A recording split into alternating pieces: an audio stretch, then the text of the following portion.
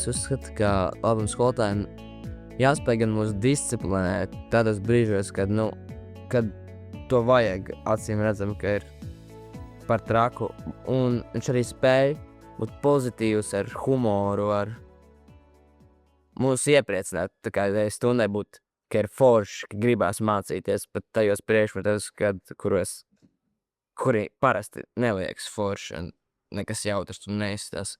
Droši vien, ka vislielākā atzinība ir tas rezultāts, kas ir te darbā ar to jaunieti, ar to bērnu. Tas ir vislielākais motivators, jo nav jau neviena liela tik kaut gandarījums sniegoša, kaut kāda sniedzoša procesa, kā tas darbs, ko tu redzi, ko tu esi ieguldījis tajā bērnā, un kur ir tas rezultāts, kur viņam ir tā interese.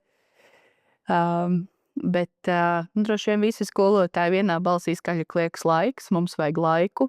Tas ir tas, ko mēs droši vien novērtētu vairāk, un es arī nedomāju, ka laiks ir vajadzīgs tāpēc, lai es aizskrietu ātrāk no skolas projām un mājās ilgāk būtu.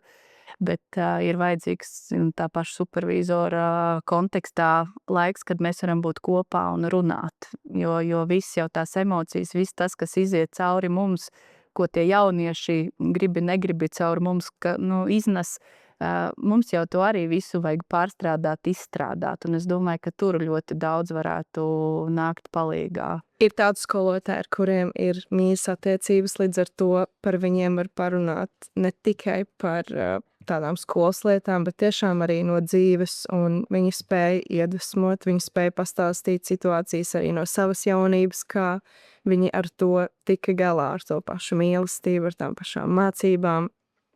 Un tas arī ir tas, kas iedvesmo, ka tu zini, kad ir tāds stiprais plecs, kur tu vienmēr vari pieķerties un vismaz ar kādu parunāt, un ka tev ir kāds, kurš tevi saprot.